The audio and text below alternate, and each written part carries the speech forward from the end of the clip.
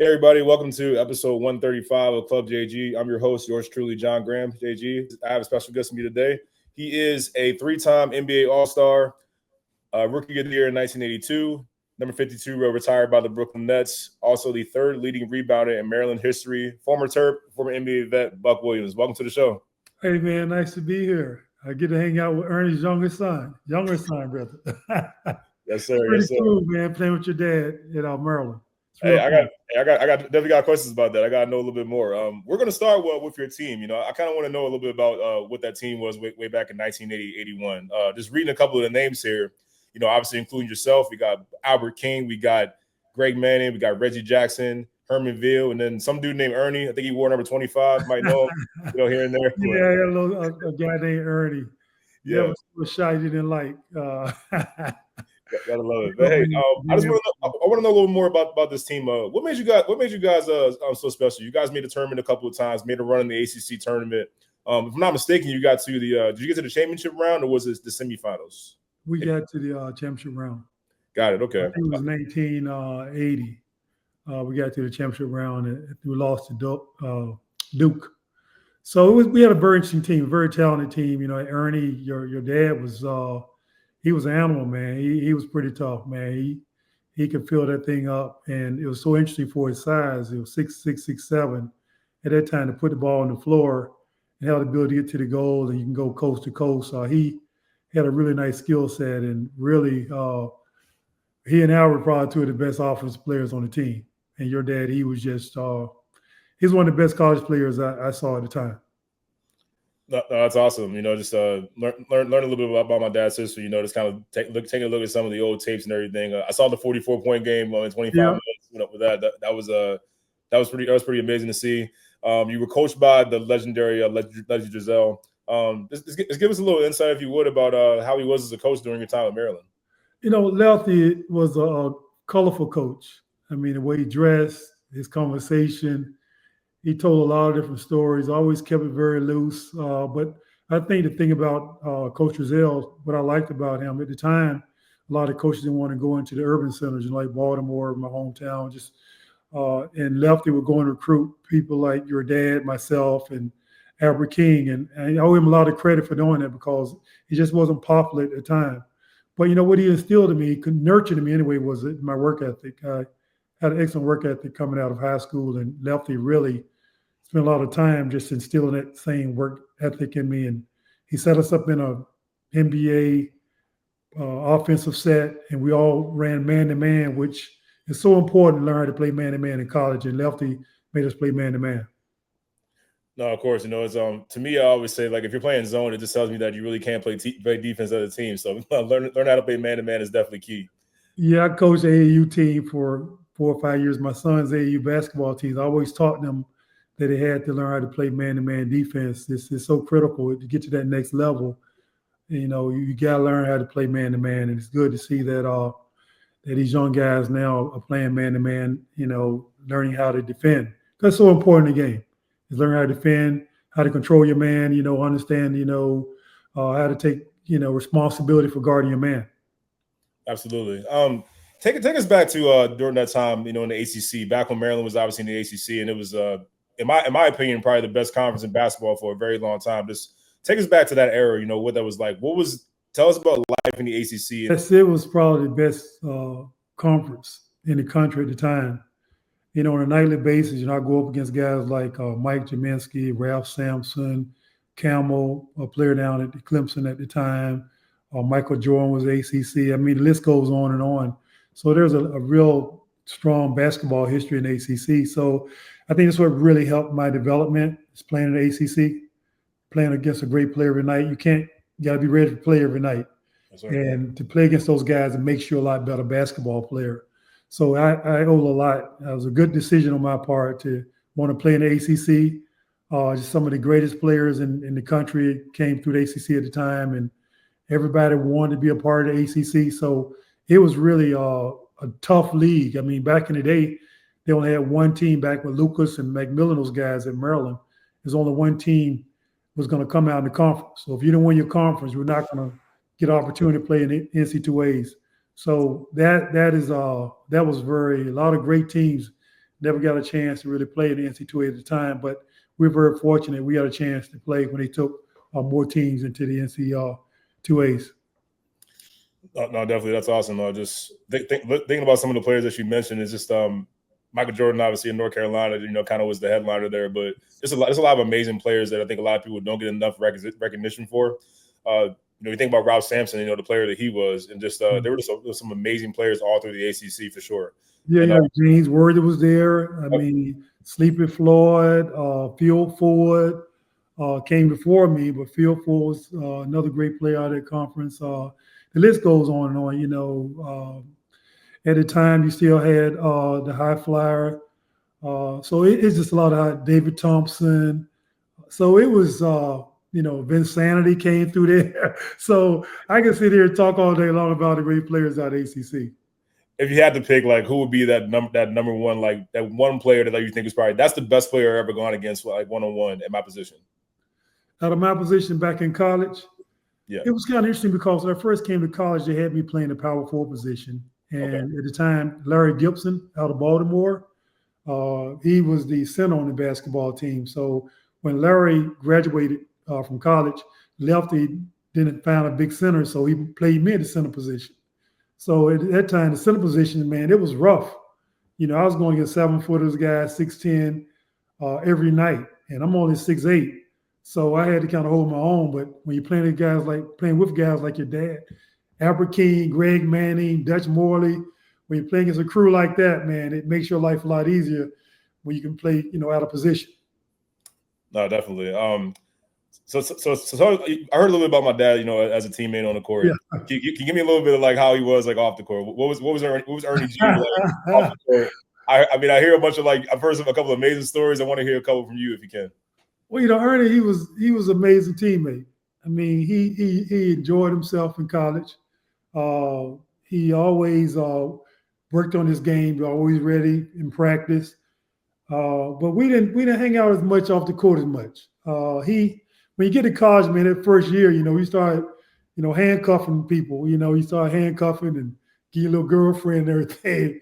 You kind of spend more time with your girlfriend. So me and your brother, me and your dad, we spent a lot of time with our girlfriends. We were not off the basketball court. We're not on the basketball court. I hear that. That's awesome. So we're going to fast forward here to the current Maryland team. As you know, the current Maryland team, now about 10 years in the Big Ten now, they made it to the Sweet 16. Lost to a really good Florida team, led by, dynamic freshman Derek Queen. Just give me your thoughts on this team and just what are your thoughts? Like, how did this team do this season? Do you think there's some food left on the table, so to speak? How do you feel about this team this season? I think this is the most basketball I've watched this year at the NC2A because Maryland was in it. I really liked the team.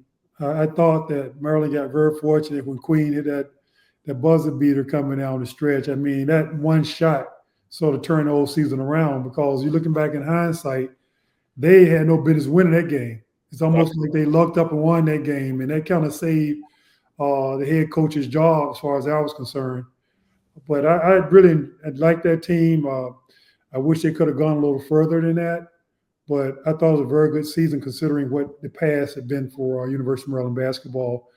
But I was really happy to see them doing very well. But moving forward, I hope that they're able to coach Buzz Williams, who they just hired.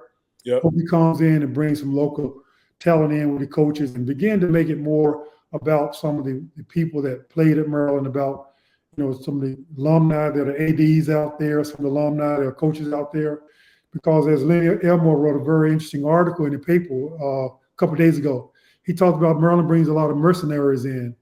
And I think a lot of other programs, again, to kind of tap the players that play for them, they tap the ADs that came up through the ranks for that program. And I would like to see Maryland do a much better job and start bringing in people that have a stake in the team and a stake in the university. I hear that definitely. We need to have some Maryland blood in there. People that love the university. And it's funny you talk about Buzz Williams. Obviously, I think a great hire for Maryland. This guy has been successful wherever he coaches. But there was a lot of controversy about now former coach Kevin Willard, who now took the job at Villanova. Just leading up to his departure, there was a lot of rumors speculating that he was leaving. There was rumors that he wasn't happy with the travel of the Big Ten, and he felt like there wasn't enough support being poured into the basketball team. There's a lot of different stuff going on, and For me, I felt very indifferent about, the fact that he was leaving. I know we're in a different era now, especially with NIL, money talks now more than ever. But, how did that make you feel, seeing a coach that takes the Maryland job? We've known Lefty Driesell he's coached forever down there. We knew Gary Williams coached forever. We had Mark Turgeon for a decade plus. Right. How shocking was it to have a coach of Kevin Willard's stature leave Maryland after just 3 seasons? Despite the fact that this third season was obviously a very successful one, generating the Crab Five, getting to the Sweet 16 and before losing to a good Florida team. How shocked were you that, he decided to leave after just 3 short years?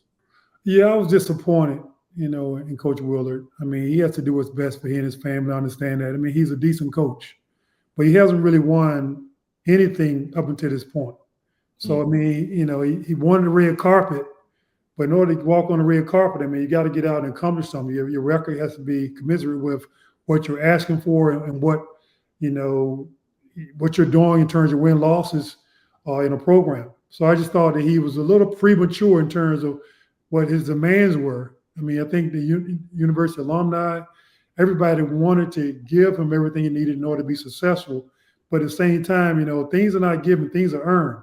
So just based on his track record coming in, I thought it was a decent track record. But what he was demanding, I thought wasn't on par with what Maryland was about to give him. Yeah, I can see that. Again, I think Coach Will did a pretty good job in his 3 years. He really, this team getting back to the Sweet 16 for the first time in nearly 10 years. Definitely a great job by him. But I just never imagined and I wonder, it made me kind of question because the AD just moved on. He ended up going to SMU, and then it follows up with you losing your coach. Now you got what looks like the entire starting five is going to be gone next year because we heard that Rodney Rice and Jacoby Gillespie into the transfer portal. Derek Queen likely is going into the draft. He hasn't made a decision officially yet. So you imagine that whole starting five is going to be gone. And at the time I was questioning what did the future of this program look like? This is obviously before they hired Buzz Williams. What do you think Buzz Williams can really bring to the table here as far as the direction of this program that we both love? Well, I think if Coach Williams can come in and just get everything back to kind of normal right now, because a lot of things going on with the university in terms of people. Some people wanted Willard to stay, some people wanted him fired. So there's a lot of things going on. He just need to come in and settle the program down. He's done a great job wherever he's been. I like him, quite frankly. I think he's a very good coach. So he just need to come in and kind of rebuild and pick up some of the pieces that Willard left behind. And he does have a hell of a task ahead of him. I mean, because the program, it's taking a long time for the program to get where it is now. So he has a Hellenian task ahead of him. But I think he has the means. I think he has support from the alumni and the president. And I think that's very important. I think the dollars are there. I think financially, I think Maryland, NIL money and other monies that they have, pulled together to have a viable sports program there at Maryland. I think all this in place. So he just has to come in and win basketball games and go in the portal and find some great players and continue the tradition that Gary Williams left. I mean, Gary really did something that Lefty talked about for years. Sort of win a championship, being the UCLA of the East. Yeah. Gary came in and accomplished it. And we owe a lot to Gary Williams. I love Gary, and hopefully we can get the program back to where Gary had it. No, absolutely. You and I share the same sentiments. This is the program we love. We believe that Maryland belongs up there with the elite. All the blue bloods that everyone talks about. Everyone talks about Duke. Everyone talks about Kentucky. Rightfully so. They've had years of success and all that. But Maryland definitely belongs up there. For as long as I obviously grew up a Maryland fan and watched for years, basically my entire life, watching that 2002 national championship team and just understanding what the school was about. So I mean, getting the chance to live my dream to actually become a Terp, I felt that energy, and I always felt like this is where Maryland belongs. Like we belong in the upper echelon when we talk about the different college basketball programs. There's no question about it, man. It's a lot of tradition, a lot of history there in Maryland. John Lucas, Tom McMillan, your dad, myself, Aber King. I mean, there's been a real tradition there, real history, rich history in basketball. And I would I have a lot of stake in the program. I only wish them well. And I think guys like myself, your dad, and Tom and John and Lenny Elmore, all those guys need to probably do a better job of being a little more vocal and being a little more part of the university, so we can, make sure that we sort of, the keepers of that history. No, for sure. I also wish Duke would stop, running away from us and probably play us for a game or everything. It's only been about a decade or so, but they claim that because we left the ACC, they don't want to play us again and all that stuff. I'm pretty much over. Like I was in the last game with Maryland versus Duke, so I'm not understanding why that's not a rivalry that hasn't been renewed yet. I mean, Maryland played Georgetown for a couple of years for crying out loud, so I don't know what the issue is with Duke. I mean, they just I don't know. Maybe they got something against us. Who knows? Well, playing the Big Ten is kind of different because, history is there in ACC. And I'm sure it was a money decision, a financial decision on Maryland's part in terms of athletic program. They needed the money. Big Ten came in and gave them the money and kind of kept the doors, not open, but it's kind of kept them, solvent for a while. So, it's unfortunate in a way, but these are the kind of things, the whole landscape is changing in college basketball now with NIL. The landscape is really changing across the board. NBA, it's a different, the game is evolving, the players evolving. So it is a period of time right now where it's going to be kind of interesting how this thing kind of shakes out with the way the college basketball is now on the women's and men's side. Yes, sir. Before we transition a little bit to your NBA career, I had a question about that. Who do you have in the Final Four? Obviously the Final Four starts this weekend. We got all four number one seeds making it for just the second time in the history of the tournament. Who do you have cutting down the nets come Monday night? Man, Duke. Duke is it pains me. Me too. Duke. They deep. They smart. They don't make I can't say smart, but they don't make a lot of poor decisions. They're not going to beat themselves. And they play just a solid, have a solid defensive philosophy. Offensive philosophy is real solid. Pass the ball, they share the ball, and they can be tough to beat. Auburn, I think, is another team. They could be their first championship. Auburn, they deep. They got offensive players. They move the ball. They're a good defensive team. So it's going to be interesting to see how this thing kind of shakes out. But it's hard for me to say, but I think that right now I'll give Duke the edge. Yeah, that's understandable. Duke's been the favorite to win this tournament since it began. I personally picked Florida, the team that ended up taking out Maryland. But I've been watching this kid, Walter Clayton Jr. from Florida. This guy is special. I think he's a bona fide star. And when it comes to this time of the year, when it's winning time, postseason play, you need a guy that is not afraid of the moment. He's shown already clutch moments in this tournament already. And Florida already went into Auburn and beat them on their home floor. So they're very familiar, obviously, which was probably the best basketball conference this year, the SEC, getting 14 teams in the tournament for crying out loud. It's crazy. And, Duke is just the reason why it feels like Duke will probably win this one, even if they do match up with Florida. They just have a couple of guys where it's like, look, the play broke down, take the ball, make something happen. Yeah. And sometimes we both know, like, sometimes it comes to who you got. It doesn't matter what plays you run, doesn't matter how well it's scouted. You can defend it perfectly. Sometimes they just got a guy that you don't have. And I feel like Duke has a couple of guys in Proctor and also Cooper Flagg, obviously the presumptuous number one pick in the draft. But really, I thought was key in the last game, the big center that Duke has. He really controlled the paint. Yep. And that kid is he's a good prospect. I mean, because in the NBA, he's gonna do that vertical spacing, pick and roll, lob to the goal. He's a good defender around the basket. You're not gonna get any easy buckets around the basket in there. And he's a good defender. He offensively, he can improve in that area. But I think he has some of the basic things to really to change the game. He changed that last best of the game. He changed the game defensively. But I just think like with Florida, with Clayton, I mean, you're going to need more than one player. That's true. And he was cold for a large part of the last game, but he heated up right in time. And most times these situations, it's going to be guys off the bench.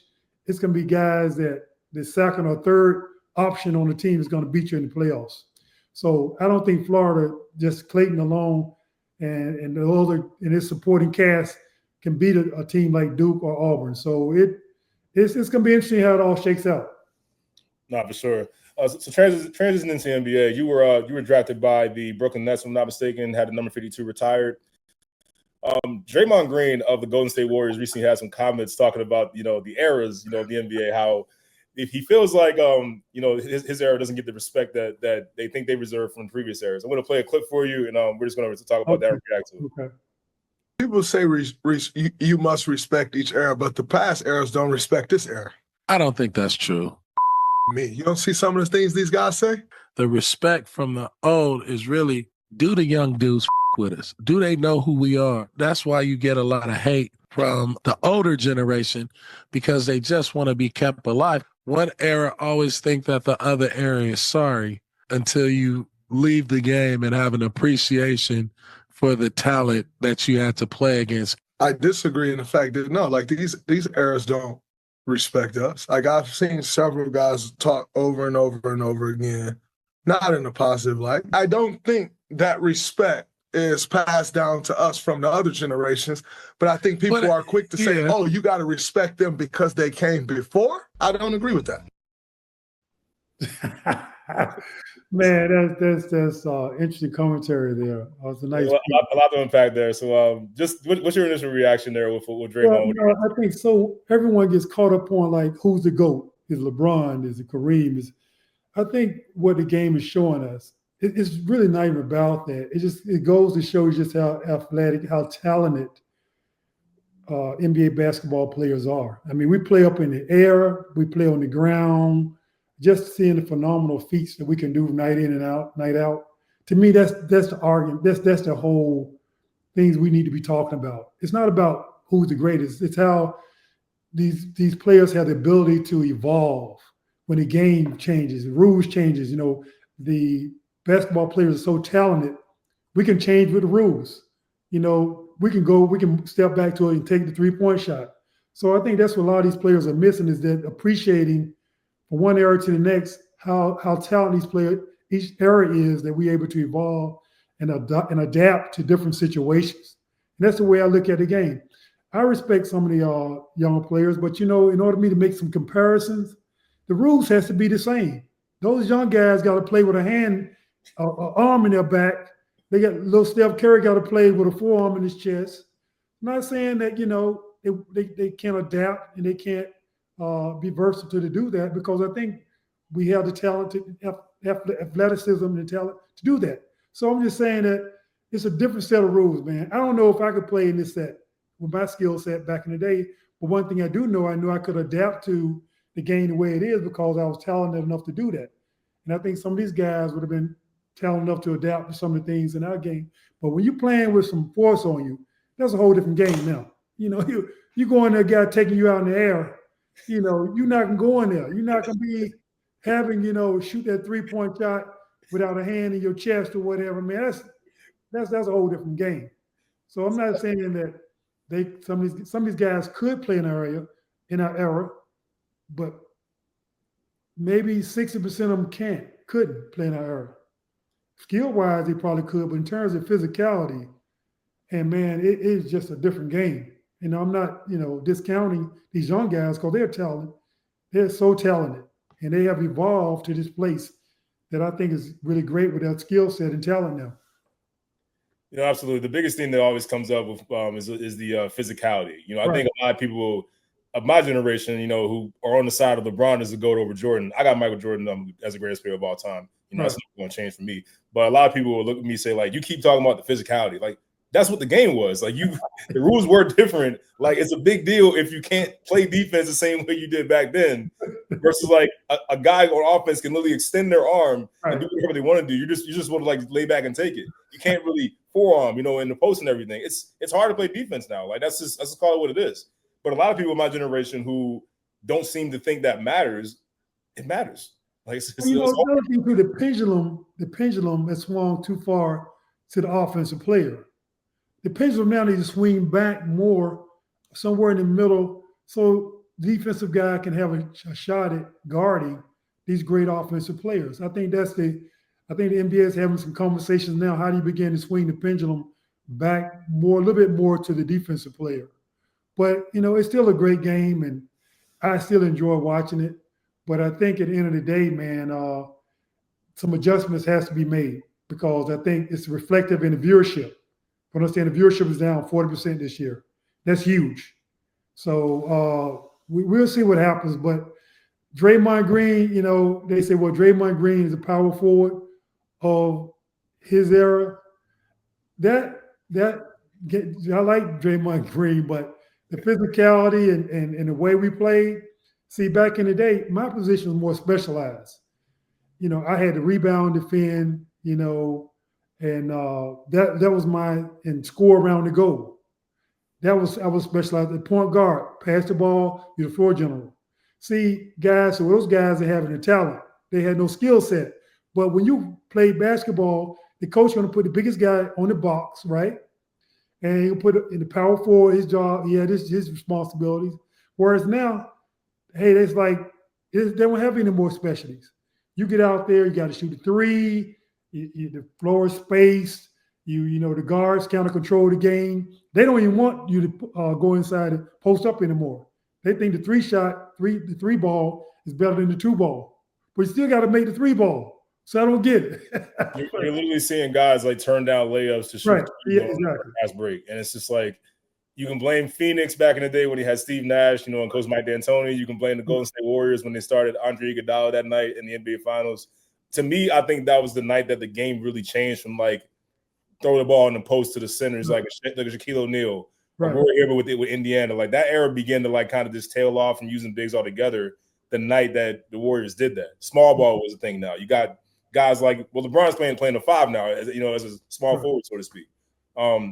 Just how the game has changed. Like you see, like it's a lot of teams that want to get a Draymond Green now, a 6'5" guy that's playing power forward and center. That's kind of crazy to think about. And you know, like you said, you know, the physicality is different. I mean, Steph Curry, amazing player, one of the greatest you've ever seen, greatest shooter of all time, in my opinion. You can't help but wonder if it was back in that era where you really could, like, you know, get in someone's chest and like, look, you ain't about to keep on shooting all these threes, so I might got to bump you a little bit. Have you feel me a little bit? You know what I mean? Like keep it within the game, keep it legal, but you can't just nowadays you can't breathe on somebody without getting a foul. So you just people need to understand like how different the game was back then, and that the fact that these rule changes were specifically went against the physicality, that has to be a factor in the game. Like it's not you can't just ignore that, in my opinion. But, you know, I think greatness, you know, great basketball players transcend all the rules. They transcend everything. I think Steph would have still been a very good player. But now, would he have had the impact he's having now? I just don't know. His dad was just as good a greater shooter than Steph was. Steph, Dale Curry, that dude was, woof. I heard that dude form. Hey, man, he was the original. And he was an average player in our league. So with all the hand checking, all the physicality.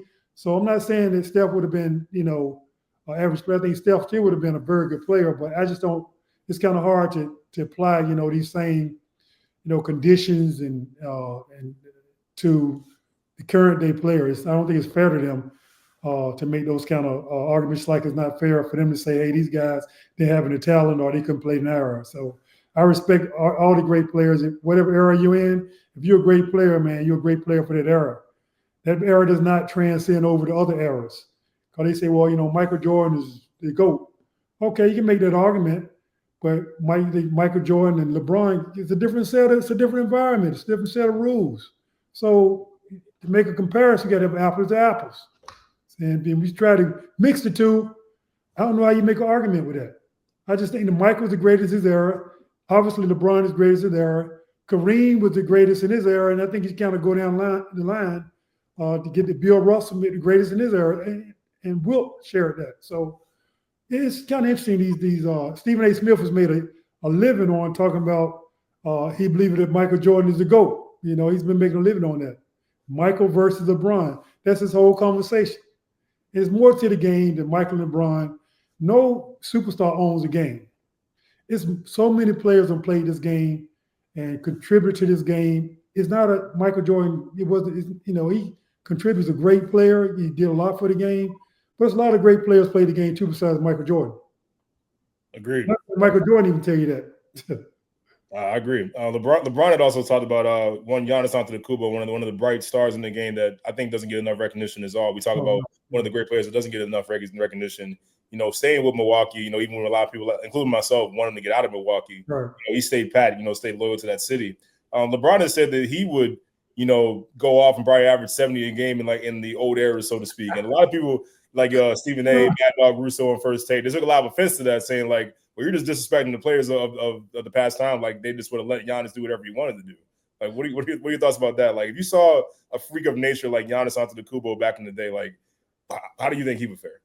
Well, all respect to LeBron. I love LeBron, man. He's like one of my favorite players because what he does on and off the court. He's a family man. I respect a lot of those young guys, and LeBron is right there at the top. But we've seen in my history of playing the game, I've seen 30 or 40 guys with like the Greek freak, size, tenacity, skill set. I've seen 20, 30 of those dudes.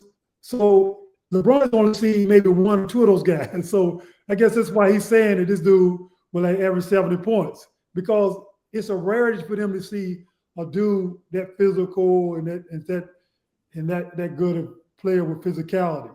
But in my era, man, hey, I seen like 25, 30 of those dudes. There's nothing new to me.